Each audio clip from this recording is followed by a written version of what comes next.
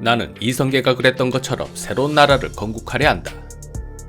새 나라에서 백성들이 신분의 차별 없이 마음껏 능력을 발휘하고 행복하게 살 수 있는 그런 나라를 만들 것이다.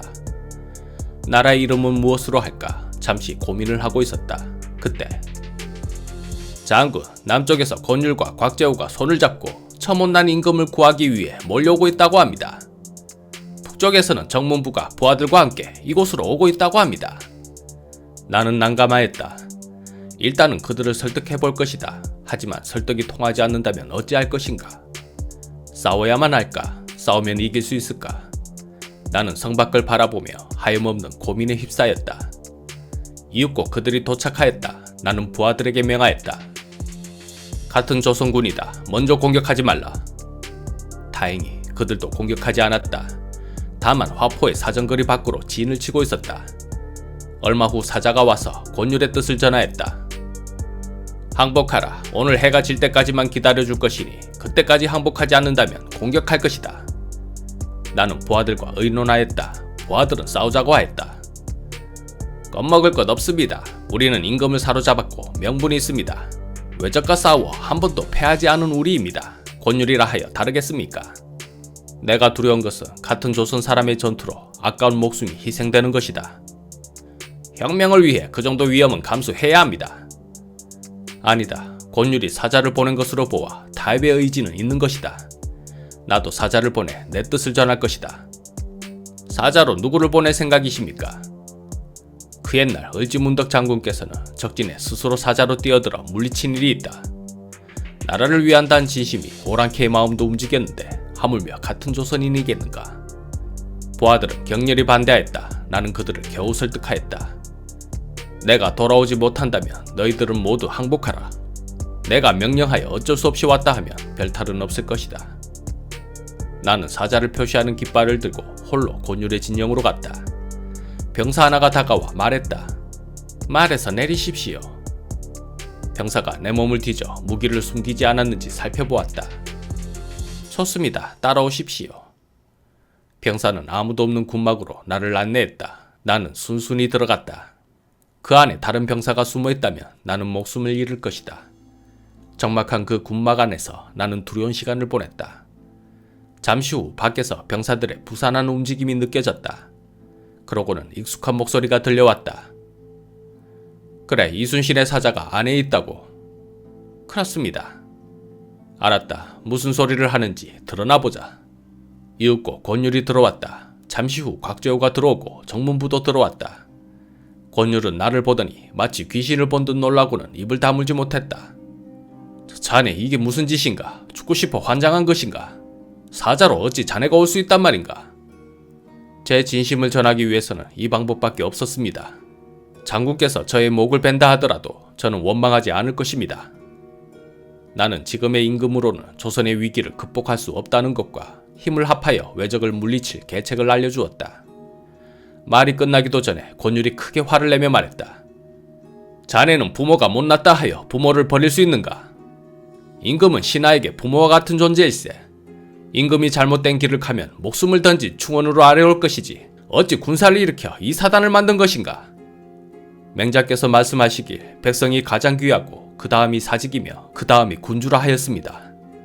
군주가 민심을 잃으면 바꿀 수 있다 하였습니다. 정도전도 이 말을 깊이 새겨 태조대왕을 설득하였고 결국 이 나라 조선이 건국된 것이 아닙니까? 처음에 조선은 확실히 민보사상의 뜻을 실천하였습니다. 땅은 백성들에게 돌려주고 중앙의 힘을 키워 귀족의 수탈을 획기적으로 줄였습니다. 그리하여 세종대왕대에 이르러서는 전에 없는 태평성대가 되었습니다.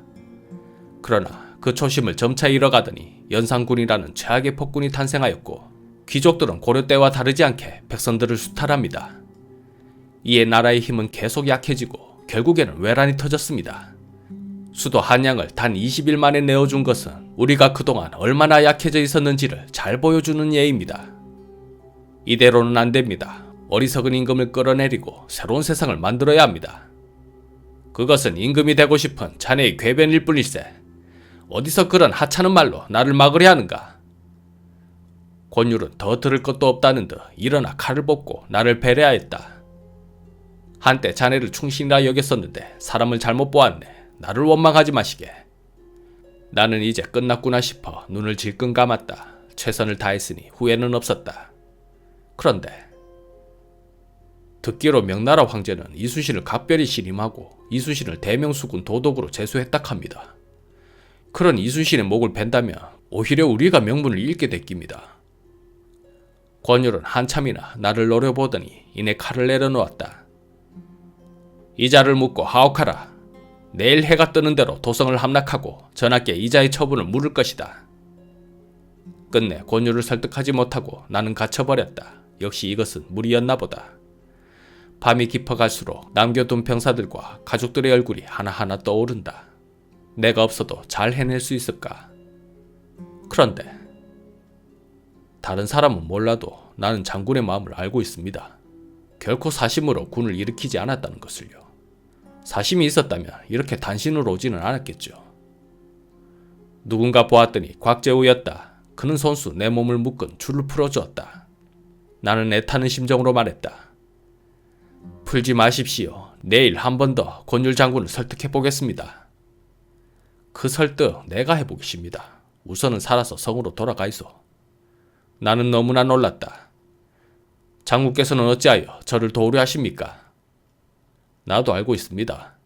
지금의 임금으로는 이 전란을 극복하지 못한다는 것을. 설령 극복한다 하더라도 죄 없는 수많은 의병들과 장수들이 죽어나갈 깁니다. 어찌하여 그렇게 생각하십니까? 전국의 의병들이 나라를 지키겠다고 싸웠는데 왕은 의심만 하였어요. 김덕력의 죽음을 지켜보며 지금의 왕은 안 된다고 확신하였소. 그렇게 나는 아무런 소득 없이 다시 도성으로 돌아갔다. 아니, 소득이 없지는 않았다. 적어도 누군가는 나의 진심을 알아주고 있었다. 그래도 이대로라면 권율과의 전투를 피하지는 못할 것이다. 나는 돌아가 부하들에게 그간의 일을 설명하였다. 좋습니다. 이젠 이겨서 혁명을 이루어야 합니다. 세상 일이 다 그렇지요. 이기면 혁명, 지면 반역. 한바탕 싸워보십시다. 그 전에 난 한 가닥 희망의 끈을 잡아보려 했다. 하옥되어 있는 유성룡을 찾아갔다. 나는 권율을 찾아가는 일들과 내 생각들을 설명하였고 권율을 설득해줄 것을 부탁하였다. 한동안 묵묵히 듣고만 있던 유성룡이 이윽고 말했다. 같은 조선 사람끼리 전투를 해서는 절대로 안 되네. 좋아, 내가 권율을 설득해보지. 하지만 한 가지 조건이 있네. 조건이 무엇입니까? 왕이 되는 것을 포기하시게. 자네가 왕이 된다면 정통성 문제로 끊임없는 도전을 받을 것이고 세상은 더 혼란해질 것일세. 소장은 왕이 되고자 군을 일으킨 것이 아니라 다만 나라를 구하고 백성을 구하고 싶을 뿐입니다. 유성룡이 미소 지으며 말했다. 좋아, 그거면 되었네. 실은 나도 자네와 생각이 같았네. 지금의 임금으로는 전란을 극복할 수 없다는 것을. 그래서 나와 정철은 전란 중 광해군에게 선의할 것을 추청하려 했었네. 다른 대신들도 그렇게 생각했었네. 그게 뜻대로 되진 못했지만. 하지만 이렇게 된 이상 이번에는 제대로 해봐야겠네. 왕위가 광해군으로 하여 있게 되는 것을 동의한다면 나는 자네를 힘껏 도울 것일세. 나는 주저없이 말했다. 동의합니다. 유성룡은 날이 밝는 대로 권율 진영으로 갔다. 그가 과연 해낼 수 있을까? 하지만 시간이 지나도 아무런 소식이 없었다. 설득에 실패한다면 어찌할 것인가? 그때 부하가 와서 보고를 올렸다. 삼수체에 진을 치고 있었던 우리 군사들이 장군의 위태로운 소식을 듣고 한 걸음에 달려왔습니다. 나는 난감하였다. 그곳에 진을 치게 한 것은 혹시 모를 외적의 도발에 대비하기 위함이었지. 나를 도우라는 뜻이 아니었다. 나는 당장 돌아가라는 전가를 보냈다. 하지만 장군께서 안전하신 것을 확인해야 돌아갈 수 있다고 하였습니다. 멀리 권율의 부대도 부산하게 움직이는 것이 보였다. 내 군사가 자신들의 뒤를 치려고 온 것이라 생각한 모양이다. 나는 다시 글을 보냈다.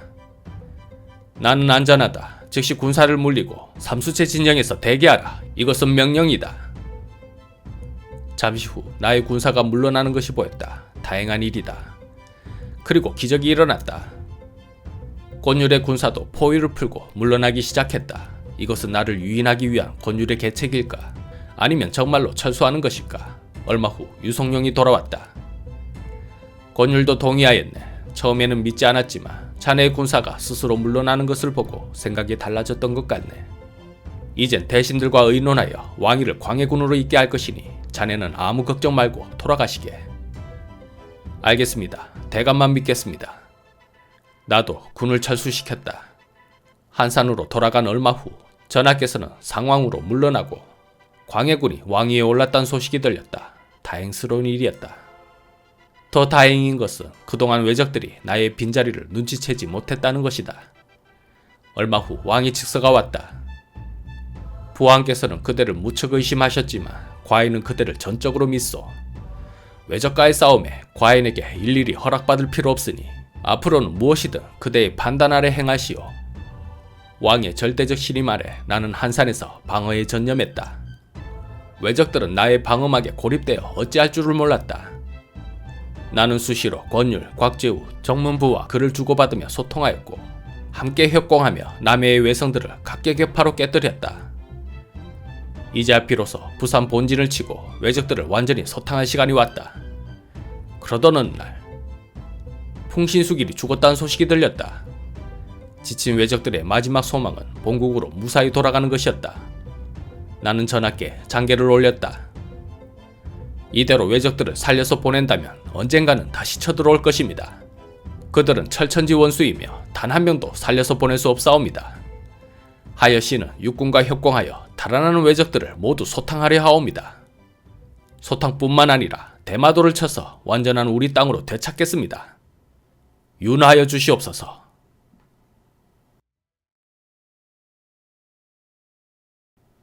나는 진린이다.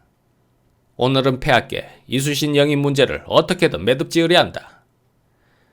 폐하, 조선의 전란이 끝나면 조선왕에게 말씀하시어 통제사 이순신을 요동으로 오게 하옵소서. 그리하면 누르하치와 여진 오랑캐들을 일거에 쓸어버릴 수 있사옵니다.